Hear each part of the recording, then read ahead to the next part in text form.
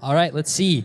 All right, thank you everyone for coming tonight. I'm going to start us off with a quick prayer here. I'll give a brief introduction to Adam, and then we can get into the talk. So, dear Father, I thank you for this evening. I thank you for this crew that came on a Sunday night to learn more about your truth and what it means to be a victor in Christ. Father, I pray that you would equip us all more fully to stand for your truth and to stand for liberty. Thank you for the blessing it is to live in this country, and please help us to steward that blessing well.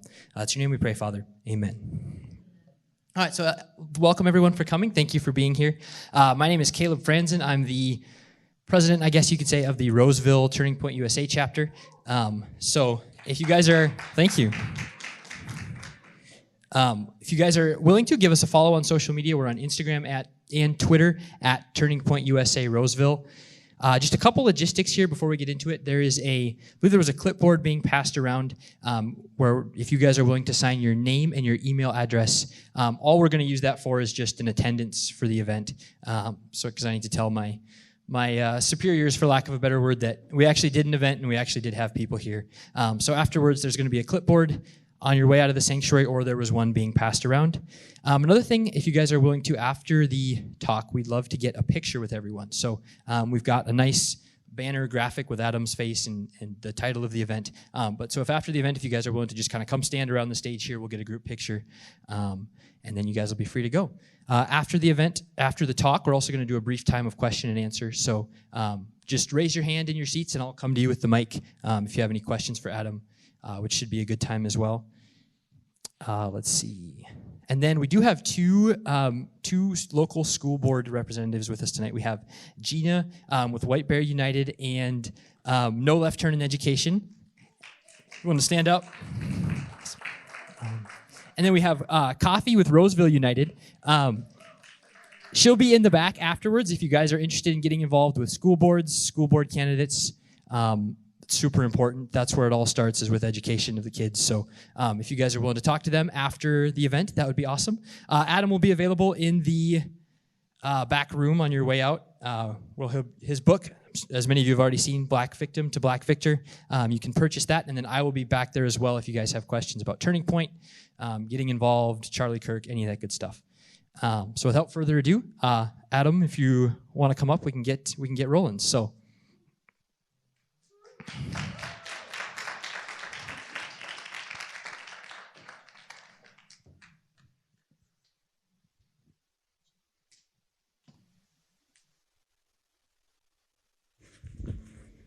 How's everybody doing? Good? Wonderful.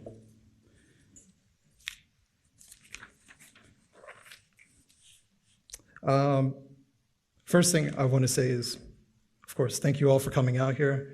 It's a Sunday afternoon. You didn't have to be here with me, so it's always a blessing when people want to come and hear what I have to say.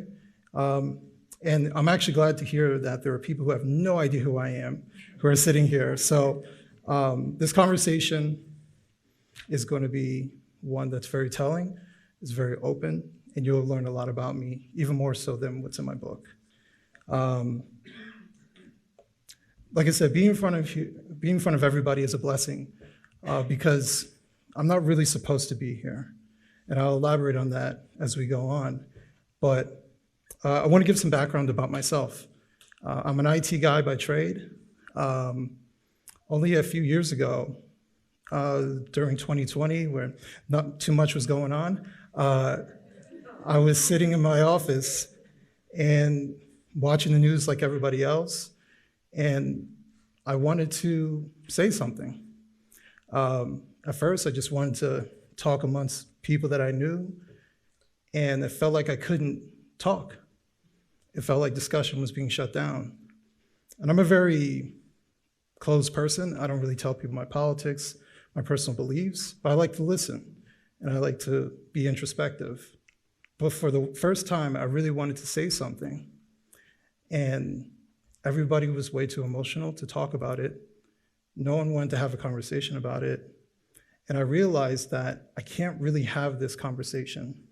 So I had to find some other way of doing it. I had to write a book. I had the idea of writing a book years prior, actually. I just had no idea what I wanted to write about.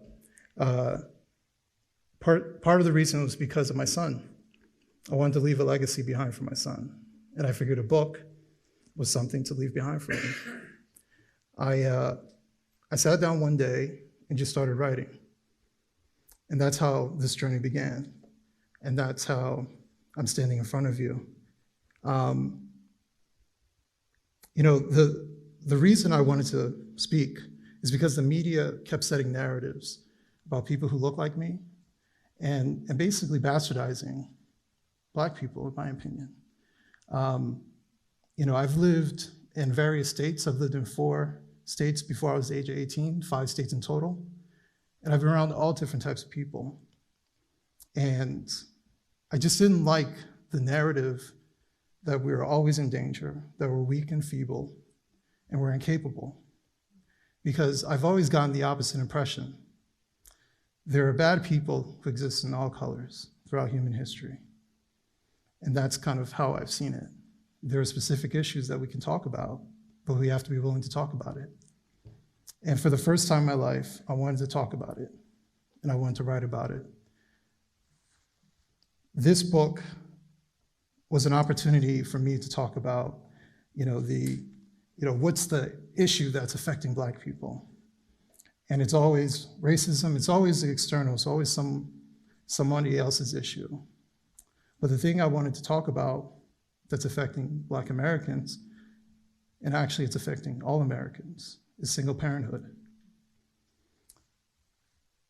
Single parenthood, if people aren't familiar with the stats, nearly 1/4 of children grow up in a single parent home. And the single parenthood story is my story. I grew up with my mother, my sister. We moved around a lot. We stayed with family. We stayed with people who weren't so much family. And it was just my mother doing everything. My father, he was married. We were the other kids. He paid child support, and we were on our way. I would see him randomly throughout my life. I would hear from him randomly throughout my life. My father essentially was a stranger. I want to read for you a passage from I've been reading to the Bible lately. I want to read for you an excerpt from my book. Because my book was an opportunity to be therapeutic about how I feel about my father. And so there's no better way for me to explain it than for me to read it verbatim. My father chose the simplest and laziest option a father could choose in reaction to having a child, to do nothing. I've thought countless times about how I feel about my father, and the one word that constantly comes to mind is weak. He was too weak a man to fight his sexual urges and stay faithful in his marriage. He was too weak a man to not involve himself in our lives for fear of hurting the marriage he betrayed with his infidelity. He was too weak a man to admit his mistakes to his children and apologize for the pain he inflicted by his absence.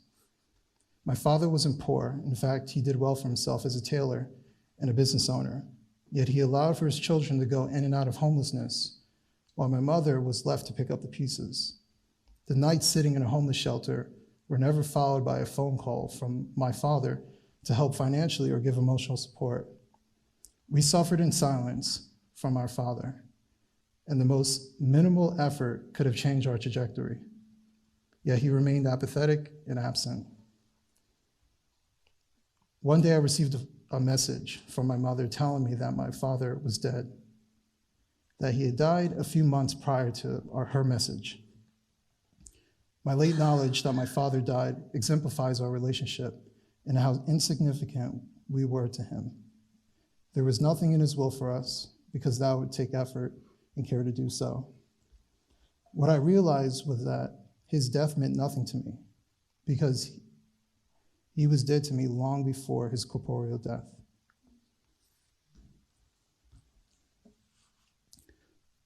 As I read there, we were in and out of homelessness a couple of times as a kid, and I've been homeless 3 times in my life, twice as a child, once as an adult.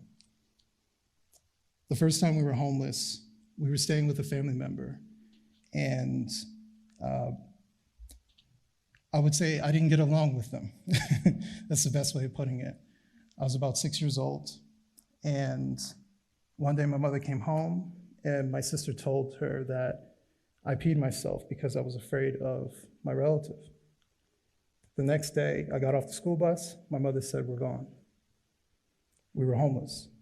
We stayed with, friends that she knew of. We were in and out of hotel rooms. But that was the start of us being homeless. We stayed in a trailer park with a woman that we didn't even know. She offered a room for us, and all three of us stayed in that room in a trailer until my mother got on her feet. The second time we were homeless was actually the first time I ever saw my mother cry. It was a little bit complex, but we ultimately got evicted. And my mother was ready for the eviction. She gave money as a deposit to stay somewhere. And when the time came to get the keys, that woman was nowhere to be found. My mother was scammed. She had no money, no place to go. So that morning, we move out our stuff. The apartment complex is there watching us. And I still remember to this day my mother crying on the front lawn because she had no idea what she was going to do next. We took everything that we had and put it into a storage unit. After that, we stayed at a homeless shelter. In that shelter, we had our own room, and we stayed in there. And I remember my mother saying, "Do not let anybody in this room, do not leave this room." And I didn't even talk to anybody who was there. We would have lunch sort of together, and we would just keep to ourselves. Throughout the entire time, my mom was a full-time nurse. You would think we wouldn't end up homeless, but we did. We were always on the edge economically. And this is what single parenthood does. It renders you on the edge or within poverty. 84% of families experience homelessness. I'm sorry, let me phrase that. 84% of families that experience homelessness are female-headed. That was our family. 60% of those women who are homeless have children. Homelessness is not just a single action. It's not just a single moment. It is not just a single person. It involves a family most of the time. That's the reality of homelessness. And that was our situation. And how that affected me was also another issue. I was already disconnected from my father. I was already moving around the country. By that point, this was our third state. And I was having emotional issues. I was suffering from depression. And at the age of 6, excuse me, because this is the first time I'm talking about it publicly, but at the age of 6, I told my mother I wanted to kill myself. And I told her that, in a 6-year-old brain, that I wanted to get under my bed and hope that it fell on me. I blocked this out for many years until recently. A few years ago, my sister brought it up, and tears just flowing down because it just all hit me, all the memories from that. Days after I told my mother that, we go for a drive somewhere, we go into this building, and she's handing me off to these people. And that was when I was admitted to a mental health facility. I didn't know how long I was going to be there, when I was going to see my mother. I knew nothing about that. All I knew is that I wanted to go home. I didn't want to be there. I basically stayed within this giant room around other kids that I didn't know, never knowing when I was going to go home. My mother would show up, and I remember asking her, "When am I going home? Can I go home today?" And she would have to tell me no. My sister told me on that same phone call that my mother would cry every time because it broke her heart. That was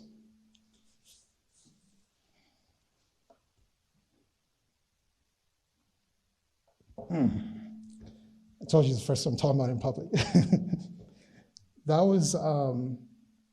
was something profound for me as a kid, because it taught me expressing yourself can get you locked up. I wasn't really suicidal. I didn't know what I was. I was 6. All I wanted was some sort of reassurance, some security. And so my life lesson from there on was to keep to myself. And I suffered because of that. I went many years being depressed, not telling anybody. In and out of suicidal thoughts, not telling anybody. Not until I became an adult when I started seeking help because I was struggling as an adult. Going to see a therapist and talking about it for the first time in my life. Reconciling everything that was going on since I was a child. That was when I started finally getting help. But life was much of a struggle because of my beginning.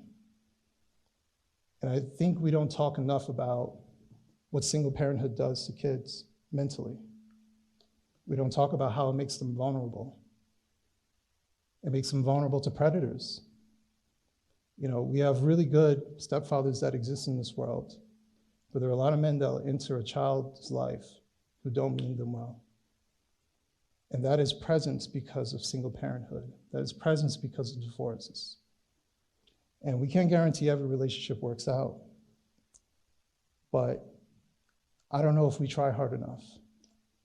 I don't know if we think about our kids as much as we should before we make these decisions. Do we go that extra mile? I personally think that we don't. And to be fair, within my book, I criticize my mother. Why did you have a child with a married man? That's a fair question. And I think what happens often is that as children of single parents, we don't ask these questions because we don't want to offend our mothers. But we should ask these questions because that's how you change the trajectory.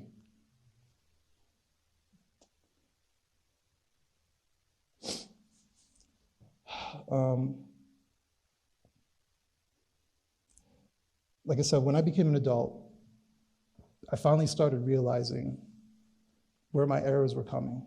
And I was forced to figure it out because I had a son at the age of 21. I was tasked to show my son how to be a man when I didn't know how to be a man.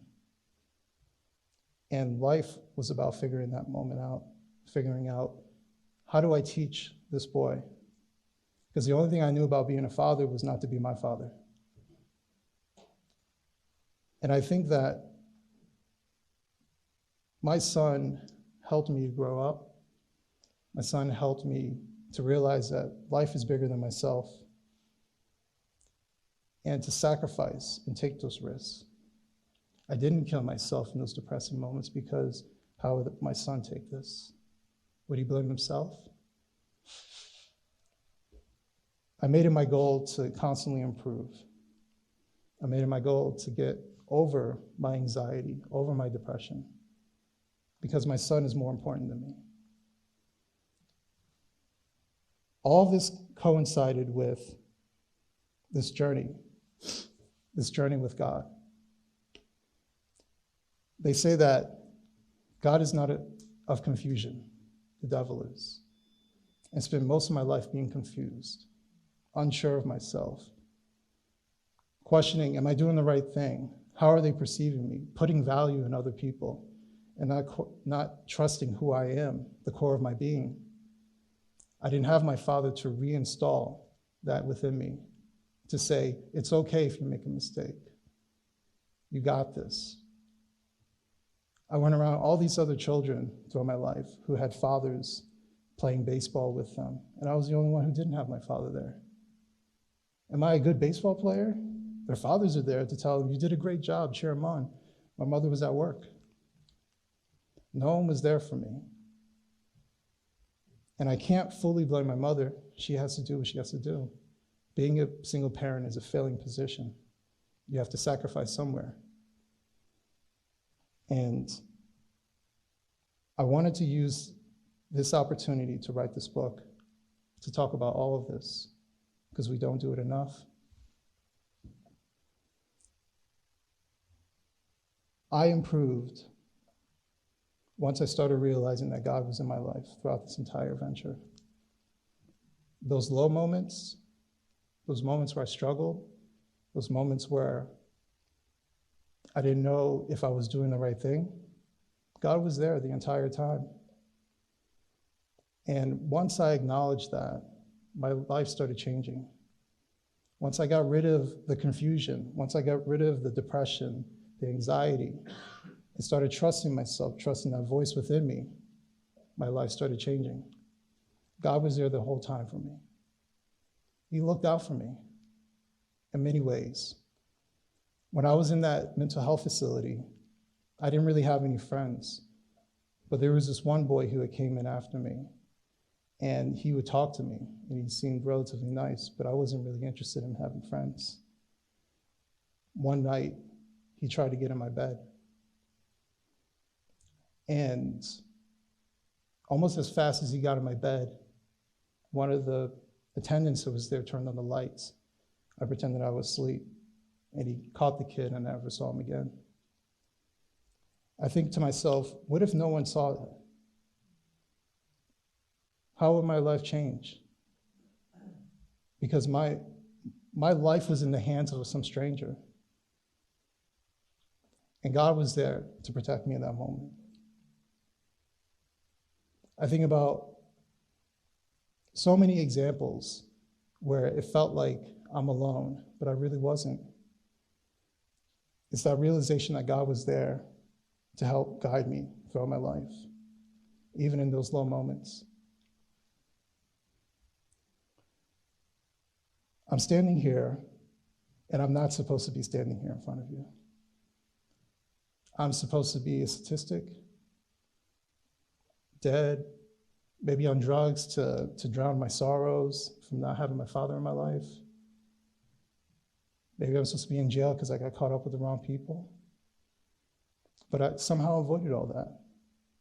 I was definitely afraid of drugs. I was afraid of drug users. I had friends in high school who were drug users. One of my friends died of an overdose as an adult, and he was in rehab at 16. He was dealing with abuse at home. I actually didn't have to deal with that. But I never got caught up in that. There was always something that said, this isn't for me. Even with me hanging out with my druggy friends, they never did drugs around me. They always waited till I left. Because they knew this isn't for him. And it's stuff like that that would happen throughout my entire life, where I'm one step from crossing over into that place where I shouldn't cross over to, or being around the wrong people at that moment, getting caught up with the law when I shouldn't be. And God was there. He brought somebody in my life to intervene at that last moment. And when I started realizing all this, and I started trusting myself, and I started being thankful for those moments, as much as I tear up thinking about certain things, I'm thankful for it. I'm thankful for these experiences, because now I can stand here in front of you and talk about it, teary-eyed and all. I can stand here and talk to you about it. And I think too many people are afraid to say the type of things that I'm saying because they feel vulnerability of emotions is too vulnerable for them. But it doesn't hurt me. Nothing can hurt you when you reveal it. Just say how you feel. That's how I began this journey, was saying how I felt. You can't fault me for how I feel. My experience in my life is why I feel the way I do about certain things. It's why I feel certain things about race in this country, politics in this country. I've been around so many people who are suffering. When I started talking publicly about this, I feel like I'm the only one who's talking publicly about it, besides a talking point from someone who says we need families, and they just move on. They don't tell you why. What happens if you don't? And I feel like I'm the only one who is willing to talk in a very intimate way about it. And when I do talk about it, I get so many people who send me messages, who thank me. I write for the New York Post now on a weekly basis, and every chance I get, I talk about families. When there's a mass shooter, why is that mass shooter there? Do you think a happy child goes into a school and shoots up people? How did that child get to that point? And almost every time, they come from a dysfunctional home. It's like clockwork. There are the extremes in our society. And everybody wants to regulate their guns. Everybody wants to lock down this and lock down that. But no one wants to do what is actually hard, to tell parents to grow up and raise their children. Marry before you carry. Think before you sleep with someone. I started telling people, before you have sex with someone, imagine if they're the mother or the father of your child. That would make your, people said, oh man, you're gonna ruin it for us, but, but it's true, because that's the reality. We have to be able to examine things in an honest way. We have to be willing to talk about these things. But too many people are hurting, and we tell those hurting people to do nothing about it. We have a psychiatric industry that has been perverted, that is affirming their delusions, affirming their paranoia, affirming their confusion. And God is not of confusion. They are doing the opposite of what needs to be done. They're not helping people. And the people who realize this think that the entire industry is poison and they do nothing but suffer in silence. But we have to do something. If they can't go to a psychiatrist, they can go to you. Be an ear for someone, talk to someone, mentor someone. And so that's what I believe that I'm trying to do. I'm trying to talk about the uncomfortable thing, our messed up families. All the things that affect us, all our behavioral patterns that we learn from childhood, how that grows into our adulthood, and what that looks like. And when I started talking about this, I get so many people who reach out to me. And guess what? Most of those people don't look like me.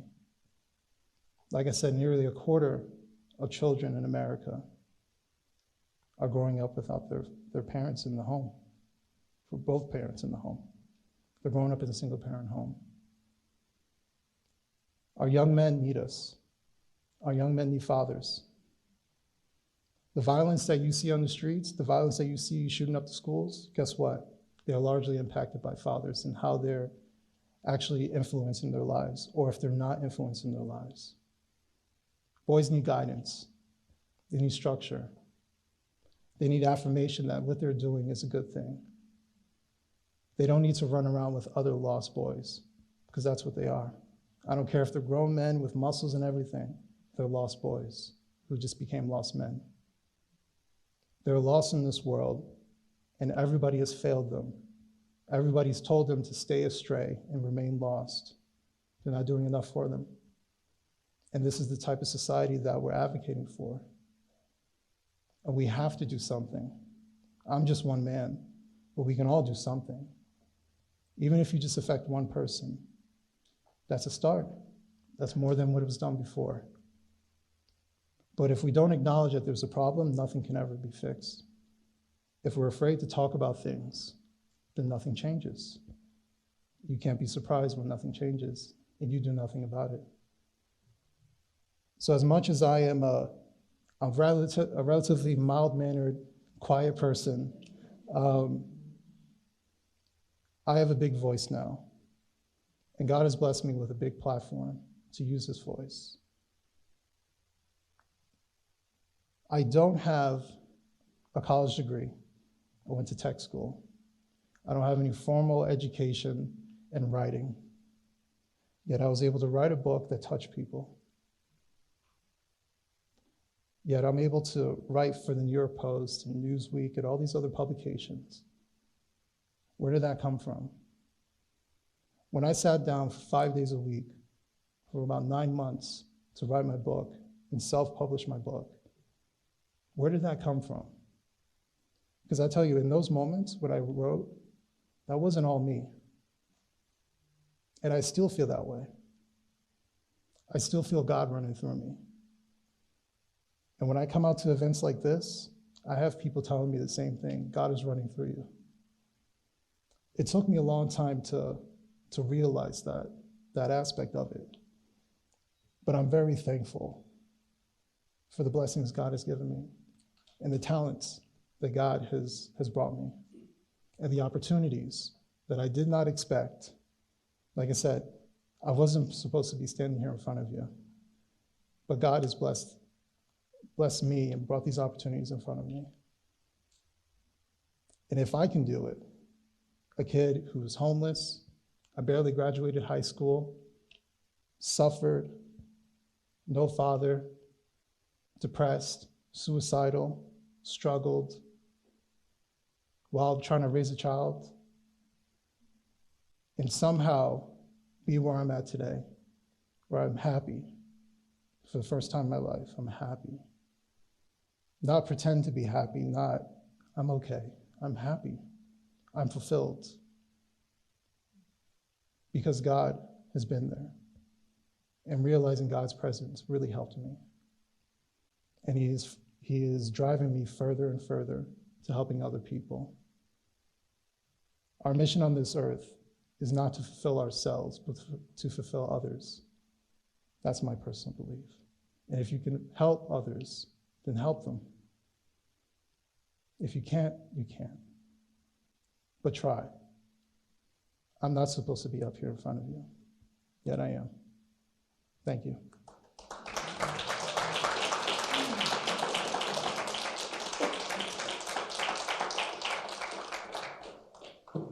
Feel free to raise your hand if you have a question. We'll take a little time for questions now. Questions for Mr. Coleman? Yeah.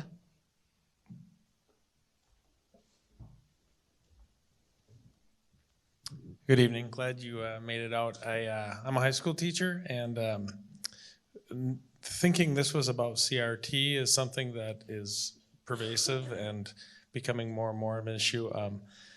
And I come from broken home, no dad, that kind of thing, and God really turned me around. But if you were going to say the one thing that really makes this society where it's at now, because I was kind of ready for the racial thing and not super interested in that, because I don't think that's that's the highest priority.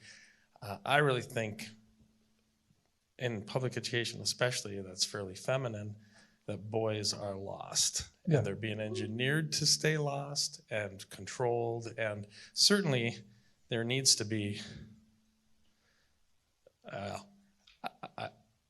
I've found it to be my ministry, so to speak, is to think about those boys who are frequently pushed to the side, and we encourage girls a ton, which is fine, but the boys are just lost, and they don't have the image of what it means to be a man, and who does know really, it's one of those things you kind of grow into. So my question was, what do you think is the biggest thing that we can do to feel like it's worth even trying to do something in this society? Because I find myself year after year wanting to just back out, just live on a mountain and forget about it. And energetically do that, but I feel like there's more to the years that I have. So the first thing is you have to be hopeful. You can't accomplish anything if you don't believe that you can accomplish it. That's the first part. I think much of what I said, single parenthood is driving the extremes in our society to really stand out. The most violent, mental health, all of these different things are stemming from the core of it is dysfunctional families. Whether it's single parent homes, divorce, all these different things are affecting children. And we're not intervening even in those moments where, all right, you can't have a successful marriage every time. You can't have a successful parental situation every time. But we're not even addressing that there could be something wrong. we're turning a blind eye to our kids, and we're pretending that everything is fine when clearly it's not. I think too often we are especially ignoring the boys' cry for help. And we don't know how to address them. We don't know how to talk to them. We have too many situations where our children are not protected. Our children are not looked out for. One of the things I learned, because like I said, I didn't grow up with my father, so I had to learn all these things. He said, what does it mean to be a man? I actually wrote an article about this. The core thing for me is protecting your child. That's what men are supposed to be here for. It's great.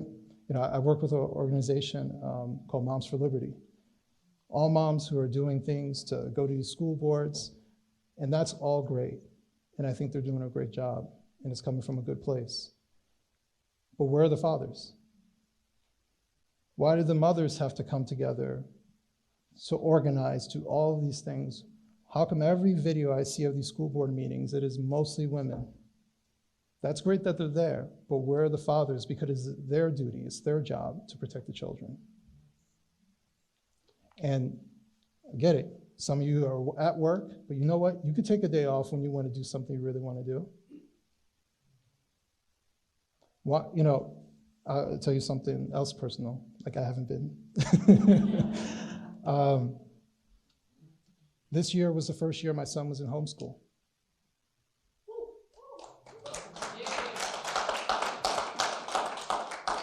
And the reason being is because, like I said, I learned a lot of this stuff late. I repeated. I had a child out of wedlock. And so my life mission is to make up for that. Is to be even more involved as much as I can. And even that is a failing position. So my son lives with his mother primarily. I see him all the time. We talk all the time. We have a great relationship. But the problem is where he lives is where his mother lives, and they don't live in the greatest place. And when he was entering high school, I thought to myself, I lived in the town next to that high school, and I knew kids who went to that high school. That high school was crap. And I really hope it's changed, and it hasn't. And so the first year was COVID, so he didn't really go to the school. So his sophomore year, he's there, and he struggled. He struggled really bad. He's not like those kids. When he was in a different school district, he did great. He was honor roll, went to this school district, he suffered. No one cares. Unfortunately, within that school, we have teachers who are leaving, teachers who are on their way out, they're just biding their time, they already put in their notice, they're just chilling for a few months. Kids who are doing drugs, fights all the time, and my son is looking at the chaos around him. He's not learning anything, and he's struggling. And during the summer, he said, Dad, I don't want to go back to that school. What kind of father would I be to tell him, well, go, you gotta go anyways? No, we figured something out, and we're still figuring it out, because this is the first time I'm ever doing this. But it's stuff like that where I told his mother, this is what we're gonna do, and I'm basically instructing him. But I had to protect my son. He was being bullied. He was dealing with all types of stuff within that school, and no one cared. And I cannot advocate for putting my child in that environment anymore. So I know homeschooling is an option. I don't expect everybody to be able to do what I did, but if you're trying to fight for your children, fight for them. But at some point, you gotta do something different. If you go to these school boards and they don't do anything for you, you either run for school board, advocate for school board changing, and if none of that works, if you don't even want to do all that, homeschooling is an option. But I don't care what it is, you have to do what is best for your child, and the men have to be there to protect the child as well. So hopefully I answered your question. Next question. You can raise your hand. I'll come over. Perfect.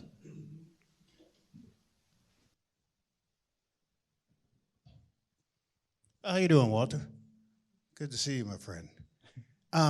If I could piggyback off his what he was asking there. My name is Reverend Tim Christopher. I'm a Reverend at Berean Missionary Baptist Church in Minneapolis, Minnesota, where a large part of this crime and the things that are going on right now is down there. I run an organization that works with a lot of these kids that are out in the streets right now that's doing exactly what you're doing. We just started a men's group over in St. Paul where we had 60 black men who came in with Sheriff Fletcher, that we are going into the schools now and actually working with the kids in the school. But to answer your question, and what I always tell everybody is we got to get on our legislators, okay? You got to go and start really talking to these people. You got to get in their face, and you got to challenge them to do their job. Walter's my guy. I've always say that. But Walter and I, we disagree on things every once in a while, and we will go at it. There's no ifs, ands, but we're at a point now, people. I don't know if you're Republicans or you're Democrats in here. I don't know what you are. I don't really care. I just want people to come together, because if we don't come together, then God will not come together with us. That's just the bottom line. We are so far away from God right now, it's not even funny. God has to come back into our lives, and we as Christians, I hope everybody in here is a Christian, we as Christians have to start talking about God. We're so afraid now that we're going to get canceled because we can't talk about God, that we can't sit there and say that, you know what, this girl is a girl and this man is a man, period. I'm period. Put it on tape, put it out there. I don't care. You can talk about me all you want. But the bottom line comes down to it is we have to come together. There's no black, there's no white. There are God's children that we have to come together, and we got to start doing things the right way. You say you homeschool your kids. That's an awesome, awesome, awesome thing. Have you seen a difference in them? Yeah, he's way more happy. Yeah, I mean, he is happier that he doesn't have to go into a hostile environment every day. That's it. You know, his new issue is just focus, because it's different. He doesn't have the way we're kind of doing it, he doesn't have a teacher standing in front of him in a classroom. This is a lot different for him. So it's an adjustment, but it's an adjustment that we're working together on, and we're improving. But no, like, from the beginning, it was about his safety, it was about his mental health, because that struggled for him as well, being in that environment. And especially if you are being bullied, that does affect you, especially when you feel like there's no adults that are around that are looking out for you. So to answer your question, he's much happier. And he's also he's 17, just so people know. So he's working, he's doing what he has to do and preparing himself for adulthood. So I couldn't be prouder.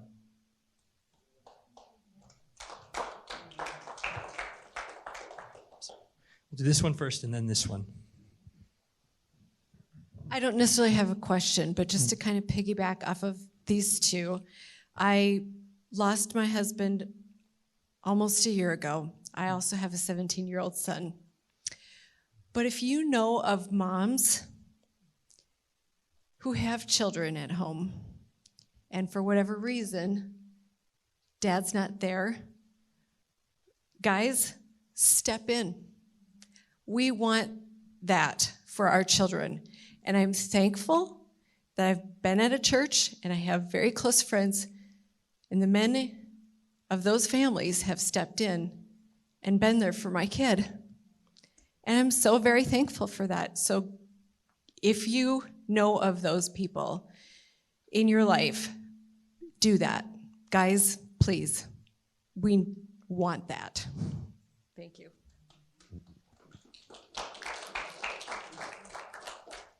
All right, next question. No, I like her comment, because I do think that the two-parent family is the answer, but it's like, and we have to change the culture so kids want to get married, and that's something that's good. But it's like, what do we do with the kids and the parents who are struggling right now? And so I really like your suggestion to step in and help, Yeah. even if they're not your kids. But my question is, I know you might not have done a lot of speaking, but have you been able to reach people who are down and out, who need this message, instead of, I don't know, like this audience might be like in agreement or more, but have you been able to talk to people who are hurting and down and out at all, or in the situation you were in, or something like that? In person, or? Yeah, I mean in person, or just like, have you been able to affect them in your work? Less in person, because I've only been speaking for a period of time. But online, yeah. I've never really talked about this, but in one of my things, I talked about depression. And I keep in contact with a man who's in Canada, who is very much so struggling. But we talk, I check in on him, see how he's doing.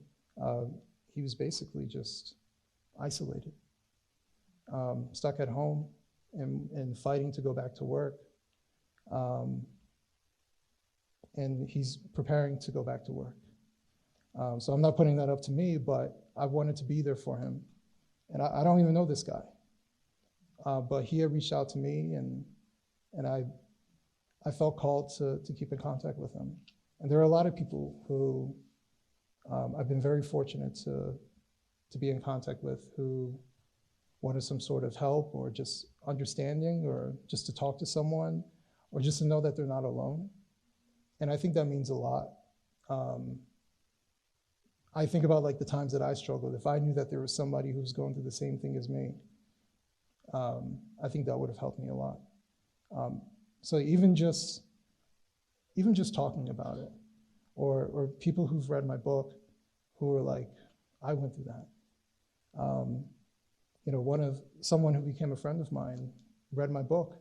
I didn't know who he was, and he contacted me, and we just started talking about all these things, and he has some similarities, you know, to my childhood, and he lives in the UK. So, you know, there are people all over the world who I'm very fortunate that are connecting to what I'm saying. And I am helping, even if I haven't one-on-one talked to them, I feel that I am helping. Just so people understand, my objective with everything that I do, if you ever read an article, if it's political or anything like that, my objective is to be a positive force in this world. There's a reason I write the way that I write. There's a reason why, for people who are on Twitter, there's a reason why I talk the way I talk. And it's because I don't want to feed the negativity that already exists in this world. I want to talk responsibly. I want to help people. And I want to talk about the things that we really need to be talking about, because I do want some sort of change to happen. Exercises like this, for me to come out to meet people one-on-one, is a great step. But I'm trying to take advantage of all avenues to meet people. And sometimes people reach out to me. And like I said, one of my biggest articles, I wrote for the New York Post, talking about the Uvalde shooter.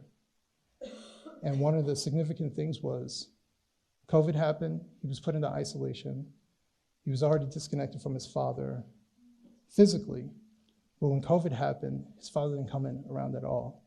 And everybody around him said that once that started happening, his mental situation, which sounds like it was already fragile, just took a nosedive. And that is how much impact a father has on his son. The most important parent to a child is the same-sex parent.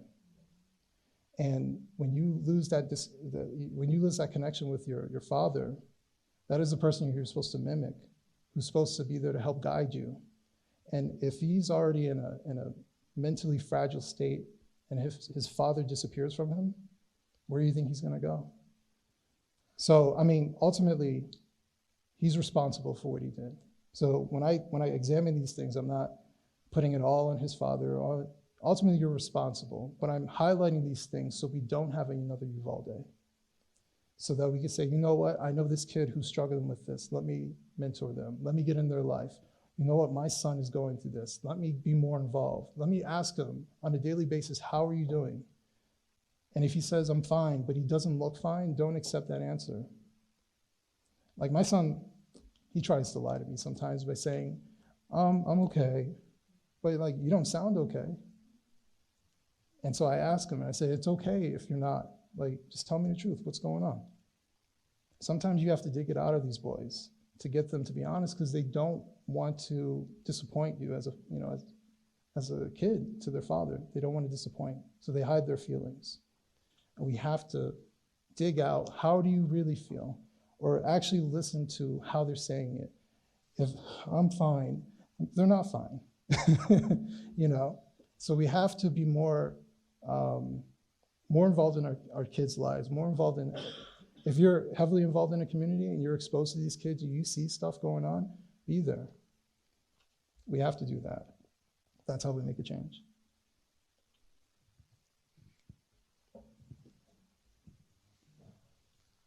So I want to tell you when you said like your son is being bullied, like people at his school like don't care, like nobody cares. I really resonated with that, and just generally a lot of the time when men suffer, people don't care.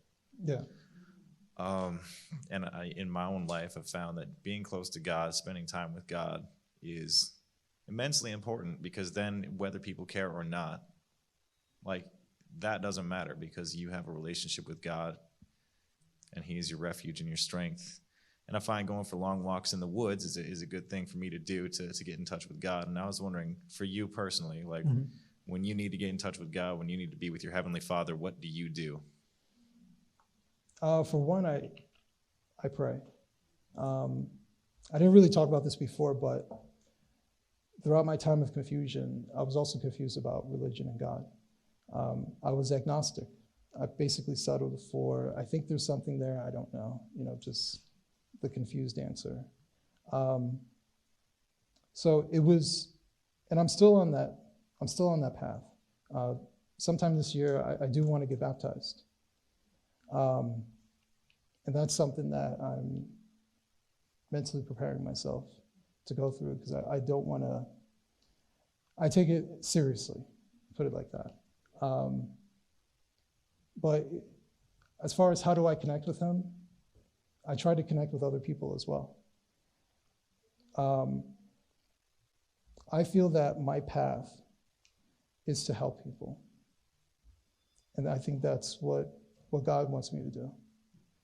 And so I live His word. I think that's the best thing that I can do, is to live His word, is to positively impact other people, to be an ear, to talk to people.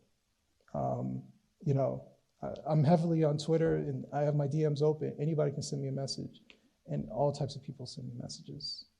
People who experience abuse, people who experience childhood trauma, all types of people, and I talk to them. I don't dismiss them. Sometimes I turn those conversations into phone calls, because they need to talk to somebody. They're reaching out to me. I'm a stranger to them. They don't know who I am, but they reached out to me for a reason, and so I don't take that lightly. So I connect to God by following His word and following what He wants me to do. Like I said, I didn't write this book by myself. I'm not trained to do any of this stuff.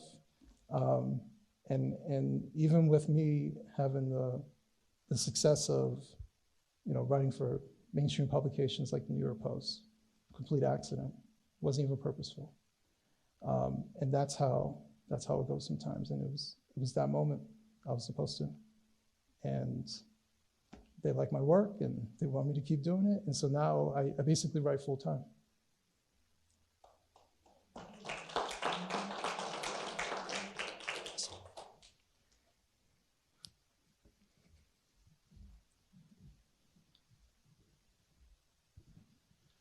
Reverend Christopher encouraged people to get in legislators' faces.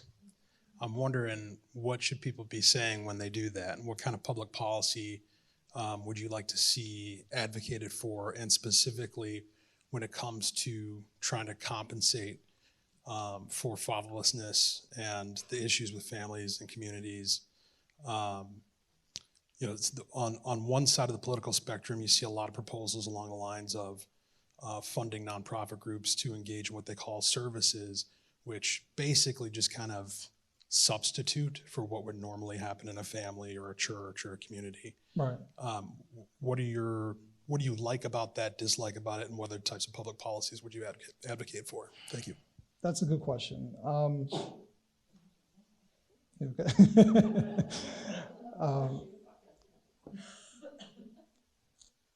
You know, it's funny, even with me writing about all this stuff, I usually don't advocate for the government to do much of anything.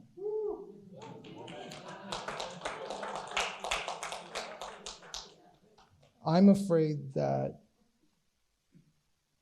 I'll put it like this. I know someone who's part of an organization out in the state of Washington who's trying to get a board created. You know, there are these women's boards who check on things for women, and he's trying to get a board created for boys, right? He's very specific, because if you say men, it becomes a men's rights and it becomes hyper-politicized. But he's talking about for boys, and to have some sort of governmental function to look into what is happening for boys, so they can do studies, they can figure out what works for them. But just to have boys as a functioning, as an advocative body within the Washington state government. He wasn't successful, but he's been making inroads over there. That's one possible, I think, a small step to just having people recognize that boys are struggling and that maybe the government should be at least aware so they can start to advocate for things for boys. Because unfortunately, politically, you can't advocate for men. So you have to advocate for boys. That's basically the only step. And he specifically told me, once we worded it as far as advocating for boys, that's when they were able to start making progress legislatively and in a bipartisan way. But even with that goes in the back burner as far as being brought up for a vote or brought up to talk about legislatively. So that's one thing that he's working with and struggling with. But what I'm afraid of is if we put so much on politicians to fix family issues, then we don't fix it ourselves. Because I think ultimately, as a community, if you know that something is going on, which some of you live in smaller communities, you know what's going on, you need to band together and try to fix things together. There are local political things that you can do, and if that somehow is something that will benefit your specific community, then go for it. I think every community is different. I think too many times we look at the federal government as the end-all be-all, but certain communities have certain problems and they do need certain governmental interference, I guess. But as far as the topic of children in single-parent homes, if people want to give to NGOs and stuff like that, that's fine, theoretically, but I don't think it should be framed as the solution. Because oftentimes what happens is we agree, we'll give it to this organization, and then we just wipe our hands of it. And then when it doesn't work, well, guess what? We'll just throw more in the pot and just keep feeding these organizations, and that becomes the only thing that we do. So that's why, for the most part, I talk about personal responsibility. What can we do as parents? What can we do as a community? What can we do? Because unfortunately, if you put it on other people, especially, no offense, but other politicians, they have either their interests, they have other people's interests, they have corporations' interests, they have a lot of interests. And maybe they do have our kids' interests in mind, but you know what? They got a lot of interests in mind. And oftentimes, our interests for our kids is not nearly as high up there because kids don't make the money. So once again, no offense to you, but that's the reality of things. And a lot of these politicians have to run for re-election, and guess what? Your kids don't make the money. That's the reality of it. So I try to advocate for people, not necessarily politicians, not necessarily the government apparatus, people doing for themselves, people doing for their family. And I truly believe that the trajectory could change if people just thought about who they have relationships with. That is as simple as that. And, I'm in my particular position where I did have my son out of wedlock. That's already done. But the thing that I can do is stop the cycle and tell my son not to do what I did. To have him break the cycle, end it. And he knows that he wants to get married, then have children. He said it himself because he knows I've been putting this in his head because it's that important. You need to take care of yourself. You need to build yourself up as a man. And if you want to start having a family, you need to get married first. So I think it's stuff like that we have to start having real conversations with our kids. But the government can't do that for us. Awesome. I have a question. Adam, thank you for sharing. I'm glad you're here. I'm running the soundboard, so I guess I can take as much time as I want now. But I agree with you what the problems are. And I guess my question really is, what do you see as the major contributing factors to the problems? Right? So like, what are the causes? Is it, for me as a pastor, is the church failing? Do you see it as something that's happening in media? Is it the government itself taking the place of fathers? Like, what do you see as the major contributing factors to this problem, particularly with boys and with fatherlessness and single parent homes? Just about everything. All of the above. I think the media, in a way, makes men seem feeble, unnecessary, and optional. So there's the media part. I think the government is designed to be involved, right? It's designed to grow. And unfortunately, it grows in certain areas that maybe it shouldn't grow into. And what starts off as helping becomes an industry, becomes interference in other people's lives. So there's that part.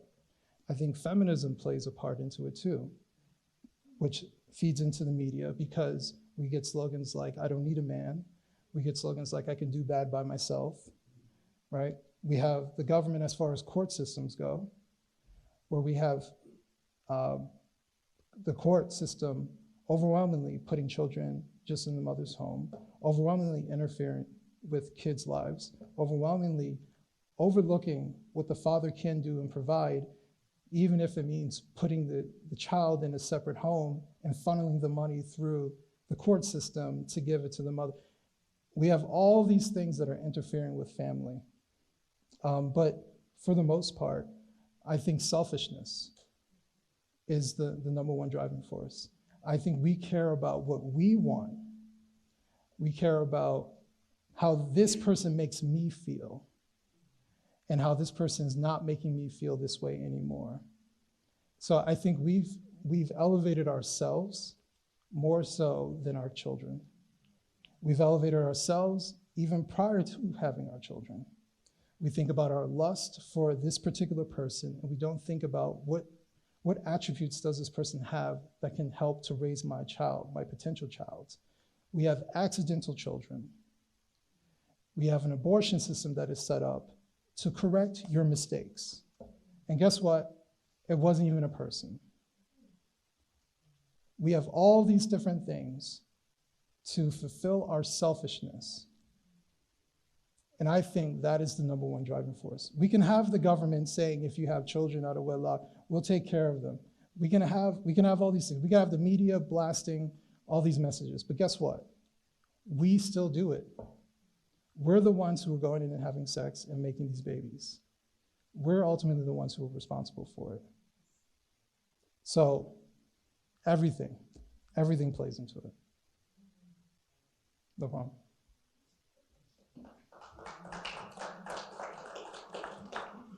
So I just wanted to really say two things. Yep. There is a movement coming out of California. I believe it's called Dads on Duty, and their objective is to be a presence and a force, whether it be at school board meetings or helping children without fathers. I think that's what it's called. I left my phone in the car, so I can't verify. But that might be something that we see in the future? And then also, my question is, have you been approached more at a national level? I would love to see you with Candace Owens, and if not, it's only a matter of time. And I hope even a documentary on you, because I think your message is that powerful and important. So thank you. Thank you. There was a documentary that someone approached me about being part of that was associated with the Heritage Foundation. I think it's still going, so it may not happen, I don't know. But I've put my hand out there and say, hey, I can talk about my childhood. But as far as like on a national level, like I said, I wasn't supposed to be here, so I have no expectations. So if it happens, it happens. If God wants it to happen, it will happen. But I enjoy writing, and I enjoyed having a national stage where people all over the country can read what I write, especially with the New York Post. And on top of that, they give me a lot of leeway to criticize different types of people and to have all different types of angles, left, right, you name it. But especially they give me opportunities to talk about families. And so whenever I can link in, like I said, the Uvalde shooter, the Colorado shooter, terrible situation with his father, drugs, mental health problems, all stemming from his childhood, a mother who has mental issues and also very selfish and narcissistic, all types of stuff that led for this man to grow up and shoot up a nightclub. Like I said, ultimately responsible for what he did, but you have to look at what's the root of people who become, I don't want to say monsters because they're human beings, but do monstrous things. So as far as national stage and influencers, my goal wasn't to become an influencer. My goal was to help people. And if helping people gives me more of a national presence, then that's great. Awesome. We'll do 2 more questions if anybody has questions. Perfect. I have read your book.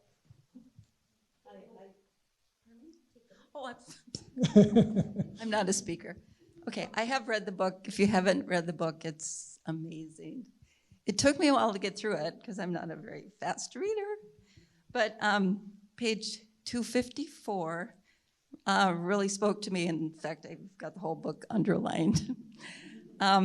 Many of us have unfortunate childhoods, but this is not a defense to being a terrible adult. When we become adults, it's our responsibility to change our situation, no matter how far behind we started in the race. When you remove someone's accountability, you are removing their power to change, and you are subjugating them to a status of inability for themselves. And like I said, I have underlined just about every line in this book. I learned a lot. And I was a single parent too, but I learned a lot.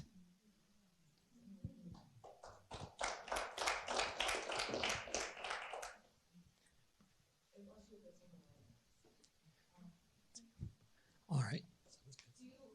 Your book, this is called Black Victim to Black Victor. Do you talk about race a lot? Like in your speaking today, you didn't talk about race very much, but in your writing, do you?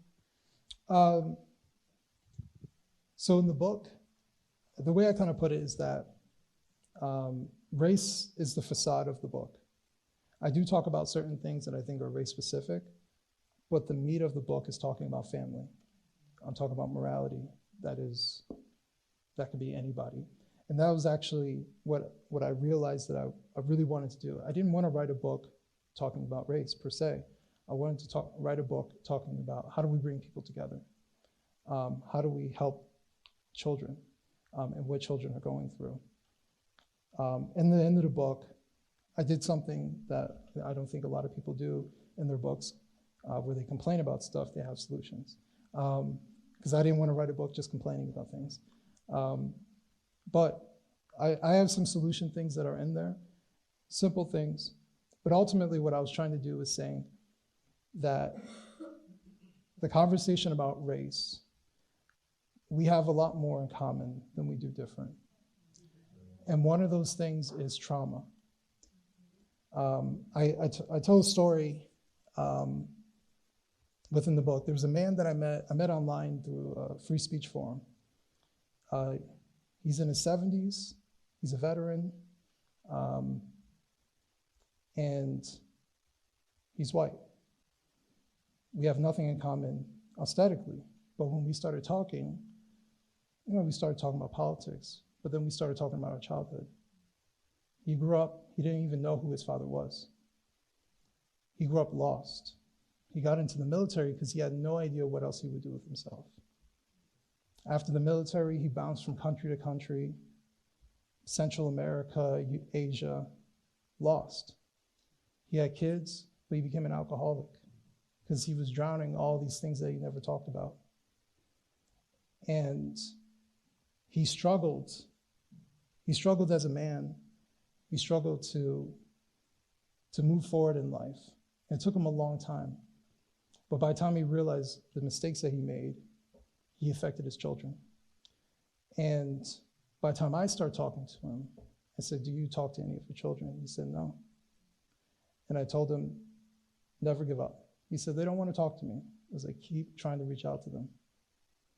And so the last time I talked to him, he has cancer, and he's fighting through it. But I believe he's 74. But he's trying, he's a fighter. But he was able to reestablish a communication with one of his kids. So it's stuff like that where, like I said, aesthetically we have nothing in common. Probably don't even listen to the same music or anything like that. But we found commonality through trauma. And if that's enough where you can start to understand people, then so be it.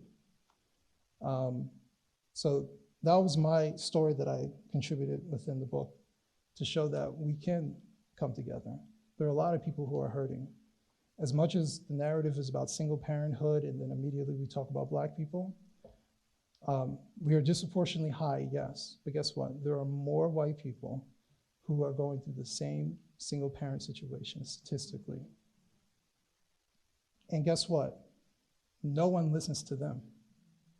So as much as we say no one listens to us, no one's listening to those people too. They're suffering too. Basically, everybody who is suffering from single parenthood is ignored. And the people who went through it as children are advocated to not even speak up and talk about it because they're afraid it's going to hurt the feelings of the people who raised them. We have no problem saying deadbeat dad. But we don't ask any questions about the other half. And I think if we're going to have equality in this world, we should have equality and scrutiny. So, and I'll tell you one quick thing. When I wrote my book, a handful of people knew I was writing the book, including that man I told you about. And he was like a cheerleader for me. And I would get in there and I would write, and at least a few times a week, I would send him what I wrote. And he's like, "You need to have this come out. You need to have this come out. This is going to change people." So it's people like him that I'm really thankful for to push me. But the thing I wanted to say was, I didn't tell my mother I was writing this book. I didn't really tell anybody I was writing this book. My now wife, she was there to help me. She became my editor. And it was just a few other people. But I especially did not want to tell my mother because I didn't want her to influence my honesty. And so it took a little bit, and actually she was hurt by the very first line of the book. And what's interesting, it's not about her per se. I'll just read it real quick. Actually, it's the second line. "Why did it feel as if my birth created an inconvenience for my father and a burden for my mother?" My mother was very offended by that, and she was very upset. And even to this day, she'll send me a random text, "And you are not a mistake, you are not a burden." But I did that purposefully because I felt like my mother would get over it. But this was my time to be honest and to express myself and ask the critical questions. So my mother's proud of me and the things that I do, and she's like, tell me when you're on TV and all this other stuff. But why did my mother have a child with a married man, 2 children with a married man? That's the question. And I know the answer, and that's my mother's business. The deep answer. But she made the choice. She was an adult, she made the choice. And I just wanted to have fair criticisms. As much as I read that talking about my father, I criticized my mother too. And that's the thing that you're not supposed to do.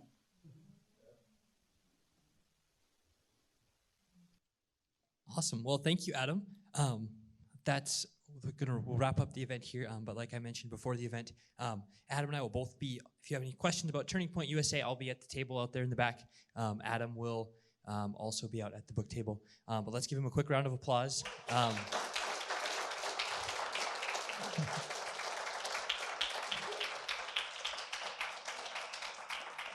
Thank you so much.